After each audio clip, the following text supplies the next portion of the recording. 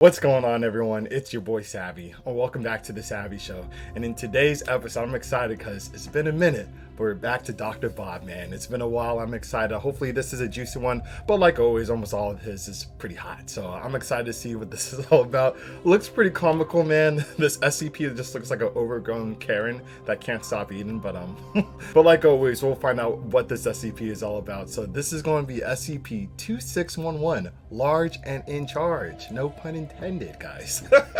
So I'm excited for this one. If you guys are excited as well too, please remember to smash that like button if you enjoyed the reaction. Really helps the channel grow, and it takes less than a second, and it's free. And also, if you have been enjoying my content and you just haven't made that jump and hit that sub button, take this time to do so. It's going to be the best place to be to get that fix of SCP heat. And now, without any further ado, let's get this show started. Alrighty, SCP-2611, large and in charge. Let's go. A young woman steps onto her bathroom scale.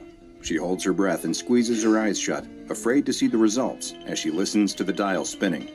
When it slows to a stop, she opens her eyes and looks down. She balks at the result. 150 pounds! That's unacceptable in her eyes. She steps off the scale and examines her reflection in the full-length mirror. Yeah, you look 150, I'm just saying. In truth, her weight is far from out of control, but when she looks at herself, she can't help but see flaws. The subtle ring of pudge around her middle, the way her butt sticks out just a little too far for her liking. Stop the cat, but let's just keep on going. The very faint thickness around her cheeks and chin that hint at her history of snacking. As she leaves the bathroom, she reflects on her situation. Of course she's gaining weight. How could it be any other way? Exactly. And I'm sure this girl doesn't even work out or take care of her body. Like, it's always those kind of people that, you know, are pissed off or annoyed about, you know, the number on the scale, but they're not doing anything to change it. But you know how that goes. The last 2 years, she's been in lockdown during a pandemic, and she's barely left her apartment. She let her gym membership lapse, and instead of cycling to work, she's instead taking the easy way out by just driving. See? And it's not like she gets much exercise in her free time either. What did I say? During these last 2 years of isolation, Can't make this up. she's mostly stayed in and watched television. She's discovered a particular love for trashy daytime talk shows and court dramas. Intellectually, she knows that they're the equivalent of junk food, but at the same time, there is a certain mindless charm to them. Damn, that's a big-ass burger. And that doesn't look so good, bro. Like, that's hella dark. Where's the pink? She would be embarrassed to admit it to any of her friends, but she does enjoy just turning off her brain and absorbing some silly talk show about professional stunt dwarves or Satan-worshipping furry juggalos. At least it's not TikTok. That sort of entertainment has been a boon to get her through the tough times.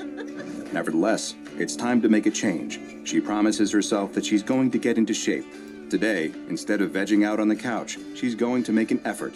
She's going to go out and get some exercise, and she tells herself she's going to watch those extra pounds melt away right before her eyes. Oh, yeah? She hopes that her old gym clothes will still fit her. After all, she's definitely put on some extra weight since her last trip to the gym. She looks the same. But, hey, she's lucky she's not bigger than what she is now. A lockdown, you've been eating like that? After rummaging through her drawers, she finds what she's looking for, her spandex gym shorts and sports bra. She quickly changes her clothes and is relieved to see that, although they might be a little snugger than she would like, they still fit her pretty well. That's a good sign. She probably won't even have to work very hard to get herself down to her ideal weight. She's lucky. It's all a matter of willpower, she tells herself. I was fit before, so that means I should be able to do it again. All I have to do is avoid temptation. I'll just have to make sure I stay active instead of watching trash TV all day. After all, I don't want to rot my brain too much. On the first day, she actually does an admirable job of sticking to her plan. She cycles to work, enjoying the fresh air and the reassuring post-workout burn in her legs that let her know that she's making progress. She throws away all the junk food in her refrigerator and goes shopping for healthy fruits and vegetables. And, most important of all, she limits her television time. She knows that trashy TV is probably her biggest addiction, even more than junk food, so she needs to be careful of that. On the second day, though, she notices something strange. She starts off with a simple, healthy breakfast, just some granola and a glass of juice. It's barely enough to satisfy her, but she knows that she has to make sacrifices if she expects to actually lose any weight. After breakfast, she decides to go out for a jog. As she's out on the street, she's overcome with sudden hunger. Of course, that's to be expected. She's on a diet now, so it's going to take some time to adjust to these smaller meals. True. She puts her hand to her rumbling stomach and grimaces. She's never felt this hungry before. If she didn't know better, she would think that she hadn't eaten for a week with the amount of pain that she's feeling. In fact, She's actually starting to feel a little woozy, and she has to lean against a light post to keep from fainting. Did she catch a tapeworm or something? I mean, if you're thinking about it in the real world, it's probably tapeworm. But obviously she's SCP somehow. She shakes her head to clear her thoughts. Okay, she thinks. I must have misjudged how many calories I need to get me through a morning. Her eyes stray to a nearby coffee shop. She sighs in relief. She thinks to herself, I'll just pop in there and get myself a small snack. Just a little something to keep my blood sugar up. She walks into the cafe and gets in line. As she waits, she can't help but stare at the rows of pastries on display under the glass. Uh-oh. They all look delicious. Get out, get out. She is really hungry. Get out. She fully intends to only get a bagel with a little smear of cream cheese. What happened to the coffee? Bro. But when she gets to the counter, she finds herself ordering way too much food. I'd like 2 scones, 3 danishes, and a bear claw, she says. Also a large super raspberry frappuccino with extra syrup and whipped cream. The words just tumble out of her mouth, almost as if it's not her saying them, but rather some other voice speaking through her mouth. What the? I didn't say that, she stammers. It's SCP. The clerk behind the counter eyes her strangely, and the young woman feels too embarrassed to protest further. She steps aside and waits for her order, pondering the strange event that just happened. She's just gonna let him... You could have been like, scratch that, I just want an iced coffee. Okay, she's low-key wanting it too. Is she possessed? She's not a superstitious person, but she can't think of any other explanation for what just happened.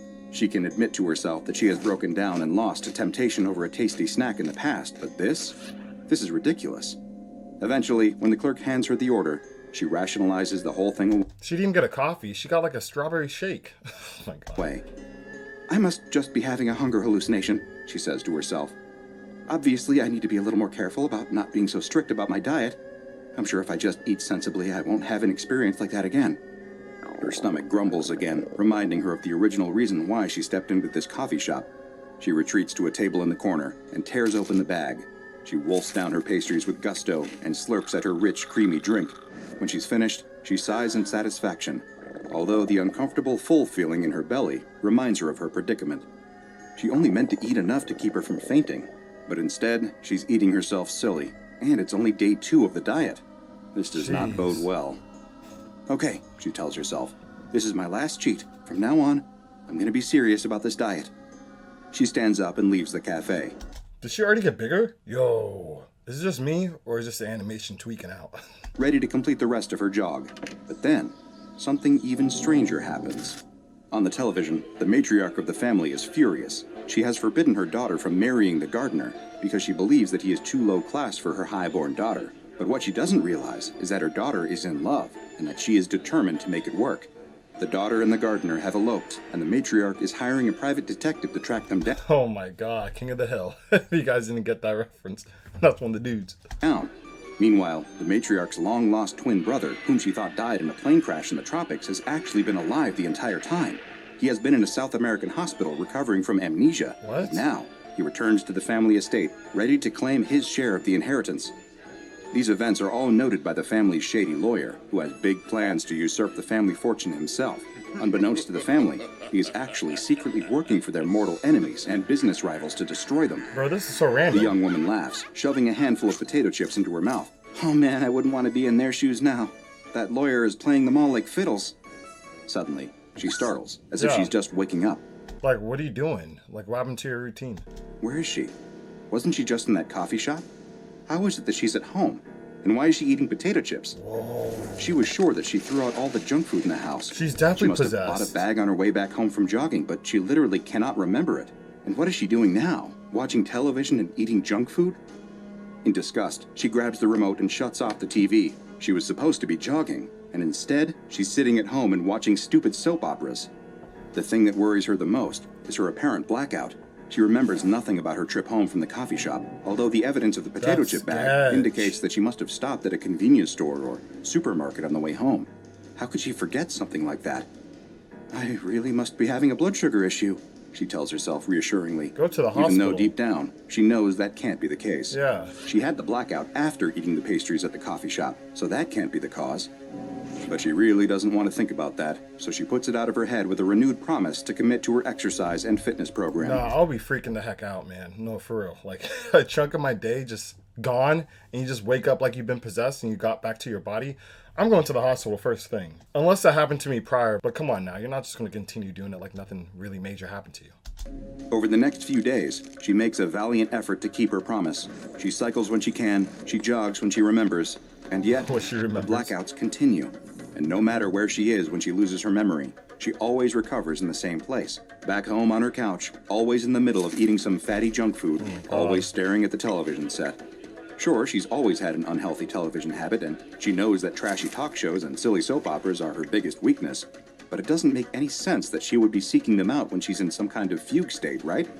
As the weeks roll by, the young woman finds that her weight keeps rising. 180. When she steps onto the bathroom scale, she's shocked to see that the dial points to 200 pounds. Oh, damn. She's doing even worse than I thought. everything right, she thinks. How is that possible? How is it possible that she's ballooned up an extra 50 pounds since deciding to slim down? Oh, God. She can't fit into her old gym clothes anymore. She can barely tug the spandex shorts up. Come on, bro. We don't need to see this, man. Come on, Bob. Look at all those, the hair on the butt too, bro. Like, you know what you're doing. You're trying to... thighs, and even if she could, she's afraid that they're going to split apart. In desperation, she switches to an old stretchy sweatsuit. It's the only thing that she owns that still fits her. Dang. This is just a temporary setback, she tells herself as she stares at her bloated reflection in the bathroom mirror. I just have to work harder. And she does. Or does she? Don't kill the bike. When she goes to ride her bike, she finds that it's no longer strong enough to support her weight. She can't perch on the seat comfortably, and the steel body frame starts to creak when she rests her full weight on it. She steels her resolve. Sure, it might be embarrassing to go out in public wearing an ill-fitting sweatsuit and riding a bike groaning under her bulk, but she really has no choice. This time, she's going to do it. And she probably did ride her bike to work, right? She's not sure. The next thing that she knows, she's back at home, spread across the couch, basking in the comforting glow of the television. Oh my goodness. The floor is covered in empty bags and cartons, and her face is slathered with crumbs and sauce. The last thing that she remembers is that she was just about to go for a bike ride, but now she's back at home, and it looks like she just completely ruined her diet. She lifts her arm with some effort and stares at her watch. Dang. She's lost almost a whole day. That's the longest blackout yet. She must have gone out cycling and made her way home, where she decided to reward herself for her strenuous efforts with a little snack. That's the only logical explanation. She tries to reassure herself that maybe she's past the worst of it, but she finds that these mysterious blackouts keep happening. I don't know why she's so calm about these blackouts. Why is she not seeking help? Like, why does she think this is just a normal thing that you have to deal with every day? That's so weird. They happen while she's at work, while she's at the gym, while she's out cycling, but she always comes to in the same place, sitting on her sofa at home, in front of the TV, surrounded by the debris of a massive meal. It's over for her. Again, she wonders if maybe she's having some sort of reaction to her new low-calorie diet. Maybe she's been cutting back so far on her food intake that she's starting to have fainting spells. Maybe her diet food is tainted in some way. But that doesn't explain why she keeps gaining weight. The scale in her bathroom doesn't lie. It keeps reporting higher and higher numbers. And as much as she tries to reassure herself that it must just be broken, her ever-tightening clothes and ever-widening reflection tell her otherwise. Her trips to the gym become less and less frequent, as she finds that other patrons have started to stare and whisper about her. I'll be embarrassed to go, honestly. If I'm that big, I probably wouldn't even go. Especially when they seen you smaller, like, and you go to the gym, you're getting bigger. That's embarrassing. Are they laughing at her for not being able to control her weight? Are they whispering about how her new flab is spilling from the confines of her sweatsuit? Yeah. She can't even run on the treadmill for more than a few minutes without being completely winded, and she's too wide to balance on her bike now. The young woman has grown absolutely massive, to the point that she completely fills the whole couch. She chews her way through yet another bag of potato chips, her eyes never straying from the ever-chattering television set. She barely moves from this spot, her tremendous girth sinking into a permanent groove in the cushions as the couch springs groan. She barely notices, however, because she's much too intent on enjoying herself. She loves to eat, and every bite brings her untold joy, her taste buds tingling with delight. She is constantly full, so much so that she feels slightly sick, so bloated that she feels like she might just burst. But she's powerless to resist the siren call of junk food. She scarfs down entire boxes of cookies and cartons of ice cream without a thought, having turned into the very definition of a mindless eater. Only occasionally does she rouse herself from this stupor of gorging, to reach for her telephone, to order more takeout or more grocery delivery, always choosing the most calorie-laden options. So I guess we're seeing her during her blackouts. Because I'm assuming she's blacking out right now. Because if she was awake, she'll stop eating. Unless she just gave up. And, this is who she is now. I'm assuming we're just watching a blackout. Hopefully. Other than eating, Her attention is completely devoted to her television set. She watches a constant stream of daytime talk shows, laughing along with the studio audience as the hosts parade out an assortment of society's biggest freaks. Sometimes she'll switch the channel to watch soap operas, becoming so wrapped up in the ridiculous plot twists and melodramatic acting that she completely forgets the passage of time. Her bicycle stands propped against the wall in the hallway, completely forgotten and untouched now for months. I'm surprised the bike survived. At this point, all thoughts of losing weight have utterly evaporated, and all that she cares about is satisfying her appetites for junk food and junk television. She's in too deep. One day, she suddenly shakes her head and looks down at herself in horror, as if seeing herself for the first time. One day, yo, I was wrong. She was blacking out. She didn't just give up. She blacked out for probably like a week or something. This is actually kind of scary. It's like funny though seeing it, but like if you were this SCP in this situation, I'll be pretty scared out of my mind. Like you're blacking out for days now. What the? She says in disbelief. She drops her half-eaten carton of ice cream and grabs at her fleshy middle with her hands, as if to make sure that it's all her and not some kind of crazy dream. Her hands sink deep into her new flesh, and she realizes to her shock that indeed she has eaten herself into morbid obesity. How is this possible? I can't be this big. I was only... Her words trail off as the sound of an organ sting from the soap opera on TV diverts her attention. Within seconds, her eyes have glazed over, and her hands move to pick up the dropped carton of ice cream. Her worries about her growing size forgotten, she's now only concerned with watching until the next commercial break. Dr. Bob, you gotta explain, bro. It might seem unbelievable that someone could undergo such a startling physical and mental transformation, but what that young woman experienced has led to her being classified by the Foundation as SCP-2611. SCP-2611 is, as you might have expected, a young woman currently weighing approximately 500 pounds. 500. Her mobility is limited due to her weight, although SCP staff encourage her to take light exercise whenever possible, in hopes of preventing her mobility from deteriorating further. She also suffers from several health issues related to her weight and lifestyle, including diabetes, for which she is receiving treatment by Foundation personnel. Her awareness of her situation and surroundings is severely limited, as she spends most of her time in a stupor. But when she is lucid, she believes that she is in a special facility receiving treatment for her weight problem. In reality, SCP-2611 is under observation because of SCP-2611-1. SCP-2611-1 is a mass of sentient fat located on SCP-2611's left side. SCP-2611-1 has become integrated with several of SCP-2611's vital organs, making it too dangerous to attempt to remove SCP-2611-1 via liposuction or other means. SCP-2611-1 has gradually exerted increasing control over the mind and actions of its host, to the point that SCP-2611 is only fully conscious for 1 to 2 hours daily. So it's a kind of parasite, I'm assuming, from what we saw. So is this unique to her? Or is there other situations where this parasite or SCP-2611-1 affected other people? The rest of the time, SCP-2611-1 is fully in control of its host's behavior.